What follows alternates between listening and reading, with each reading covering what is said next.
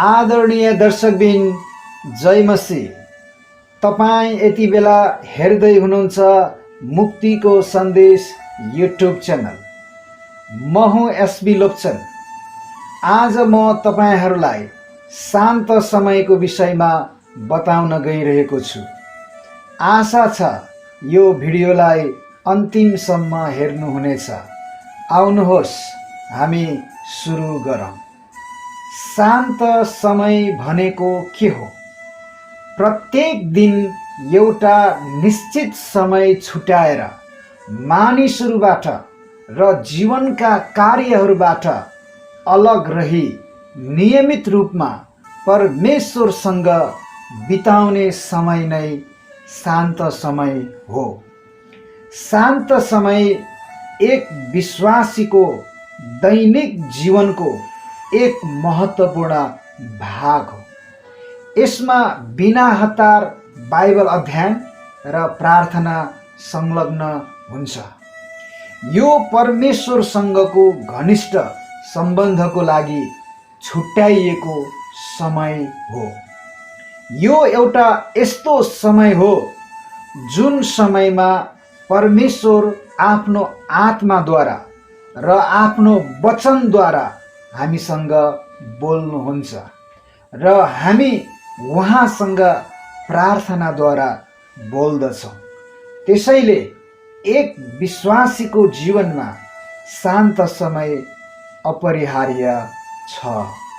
शान्त समय किन आवश्यक छ?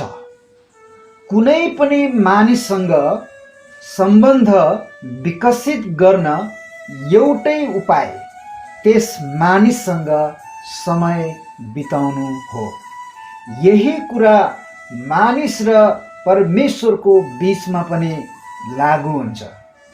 परमेश्वरसँग गहिरो सम्बन्ध स्थापना गर्न हप्ताको एकपल्ट मण्डलीमा सहभागी भएर मात्र परमेश्वरसित घनिष्ठता कायम गर्न सक्दैन। यसको निम्ति दिनहुँ परमेश्वरसँग शान्त समय बिताउनुपर्छ। दिनहुँ शान्त समय बिताउँदा उहाँलाई अझ नजिकबाट चिन्न सकिन्छ। याकुब 4:8। उहाँका गुप्त कुराहरू थाहा हुँदै जान्छ। यर्मिया 33:3। आत्मिकतामा स्वस्थ र बढ्नको निम्ति शान्त समयको नितान्त आवश्यकता पर्दछ। यसबाट हामी आत्मिक भोजन पाउँछौँ, विश्राम पाउँछौँ। शान्त समय बिताउँदा आफ्ना कमजोरीहरू र पापको गहिरो ज्ञान प्राप्त गर्छ र चरित्र निर्माण हुन्छ। शान्त समय बिताउँदा दैनिक रूपमा लिने निर्णयहरूको लागि मार्गनिर्देशन र अगुवाई प्राप्त गर्न सकिन्छ। शान्त समय बिताउँदा परमेश्वरको सामु आफ्ना आवश्यकताहरू सजिलै लान सकिन्छ।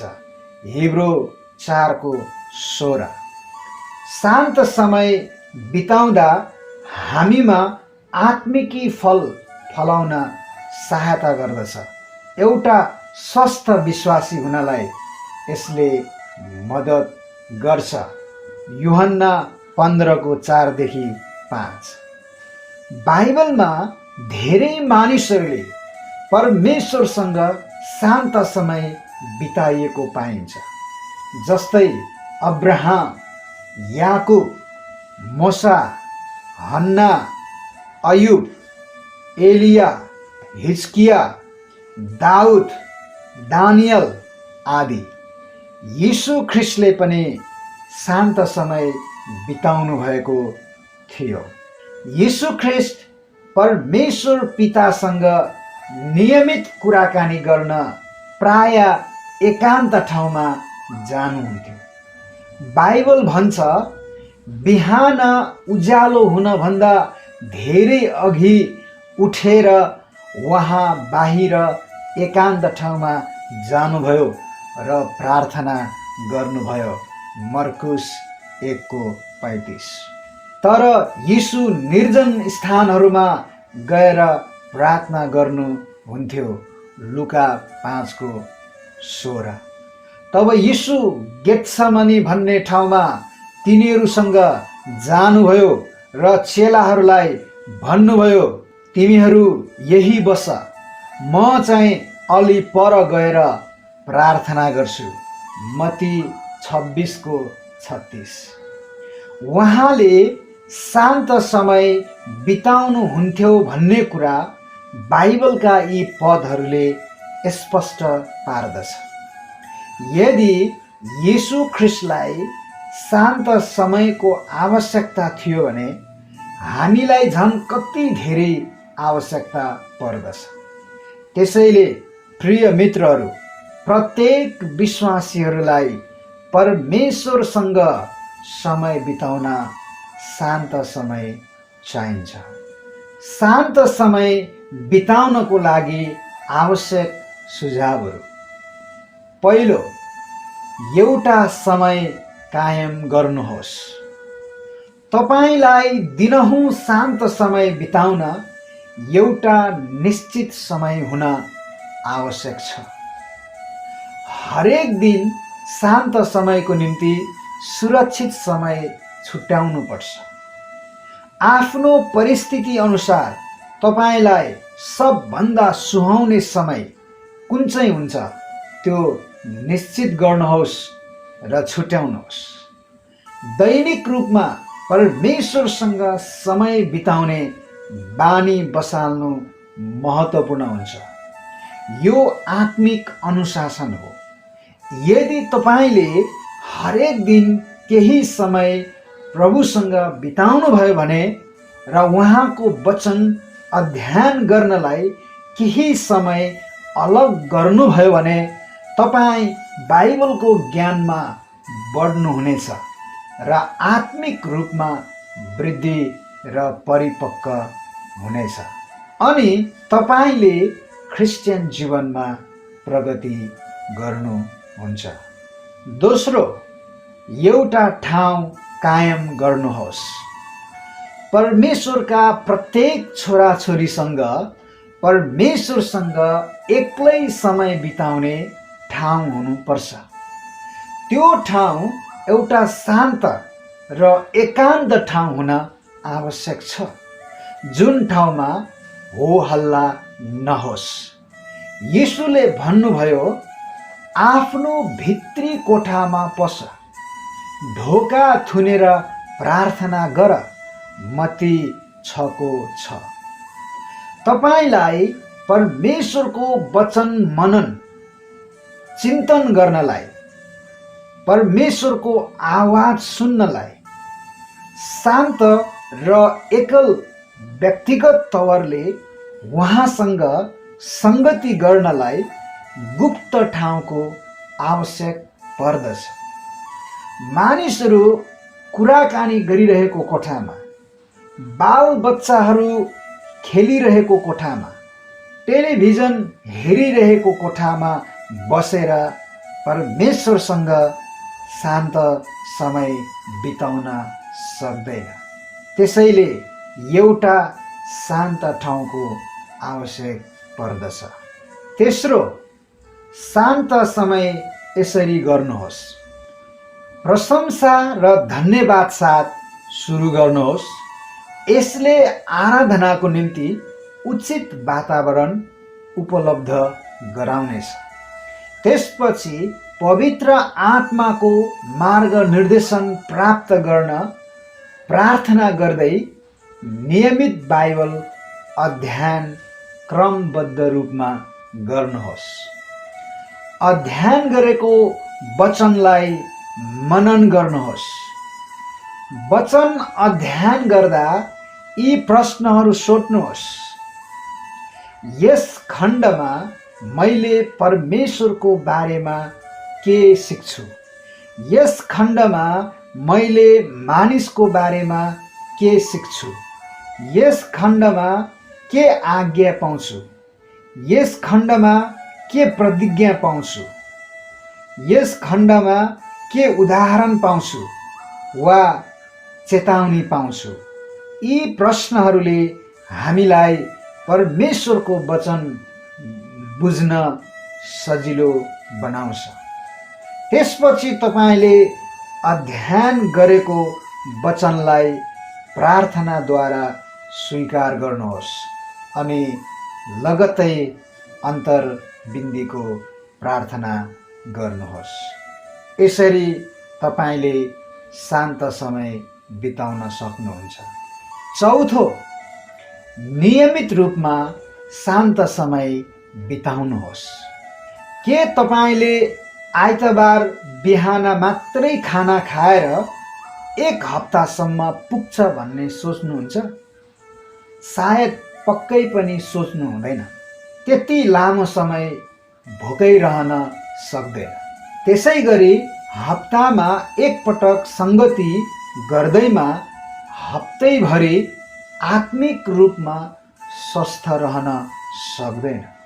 त्यसैले नियमित शान्त समय बिताउन आवश्यक छ। हामी धेरै पटक केवल हाम्रा आवश्यकताहरूको समयमा मात्र परमेश्वरसँग समय बिताउन खोज्छौँ, तर परमेश्वर त्योभन्दा बढी चाहनुहुन्छ। हामीलाई खाँचो र आवश्यकता पर्दा मात्र होइन, तर हाम्रो जीवनको असल समयहरूमा पनि परमेश्वरसँग समय बिताएको उहाँले हामीबाट चाहनुहुन्छ। परमेश्वर हाम्रो जीवनको सबैभन्दा महत्त्वपूर्ण व्यक्ति हुन चाहनुहुन्छ। हाम्रा जीवनको दुःखहरू मात्र होइन, तर आनन्द र खुसीहरू पनि हामीले उहाँसँग बाँडेको चाहनुहुन्छ। हाम्रा जीवनका समस्याहरू, चुनौतीहरू, हाम्रो आनन्द, हाम्रो सफलता र जीवनका प्रत्येक पक्षहरू उहाँसँग छलफल गरेको उहाँ चाहनुहुन्छ। यसो गर्नाले परमेश्वरसँग हाम्रो सम्बन्ध घनिष्ठ हुन्छ र आत्मिक रूपमा स्वस्थ रहन सक्छ। दानियल नियमित रूपमा शान्त समय बिताउने व्यक्ति थिए। बाइबल भन्छ, तिनी आफ्नो घरको माथिल्लो तलाको कोठामा गए जहाँ झ्यालहरू यरुसलेमतिर खुल्ला थिए। पहिले जस्तै तिनी दिनमा 3 पल्ट घोडा टेकी परमेश्वरलाई धन्यवाद दिँदै प्रार्थना गर्थे। दानियल 6:10।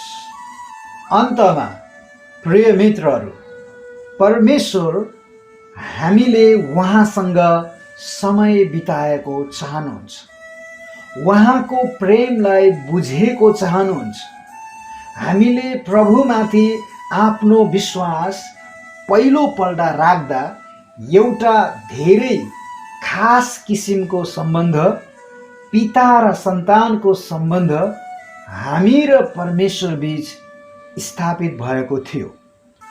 अब परमेश्वरसित समय बिताउँदै उहाँबारे र उहाँ हामीले कसरी बाँचेको चाहनुहुन्छ सो समेत सिक्न सक्नुहोस् भनेर दिनहुँ एकान्तमा समय व्यतीत गर्दै त्यो सम्बन्ध झन दरिलो बनाउनु पर्दछ। यो अद्भुत तथ्य सधैँ याद गर्नुहोस्। परमेश्वर एक मात्र जीवित र साँचो परमेश्वर, ब्रह्माण्डको सृष्टिकर्ता र सर्वोच्च राजकीय भव्यताले तपाईँलाई प्रेम गर्नुहुन्छ र तपाईँसँग अन्तरङ्ग सम्बन्ध चाहनुहुन्छ। उहाँले हामीसँग जीवनभरि मात्रै समय बिताउन चाहनुहुन्न, तर हामीसँग अनन्त समय, दिनहुँ समय बिताउन चाहनुहुन्छ। यसर्थ हामीले पनि यो पृथ्वीमा जिउँदा दिनहुँ परमेश्वरसँग बिताउन विशेष उत्तम समय छुट्याउनुपर्छ। प्रिय मित्रहरू, प्रत्येक दिन हामीले परमेश्वरसँग केही समय छुट्याएर शान्त समय बितायौँ भने हामी आशिषित हुनेछौँ र हामी एउटा स्वस्थ र परिपक्व विश्वासी हुनेछौँ। यीशुको स्वरूपमा बढ्दै जानेछौँ। आमेन। प्रभुको स्तुति होस्। आजको यो भिडियो हेर्नुभएको लागि तपाईहरू सबैलाई धन्यवाद छ। परमेश्वरले तपाईहरू सबैलाई आशिष दिनुभएको होस्। जय मसीह।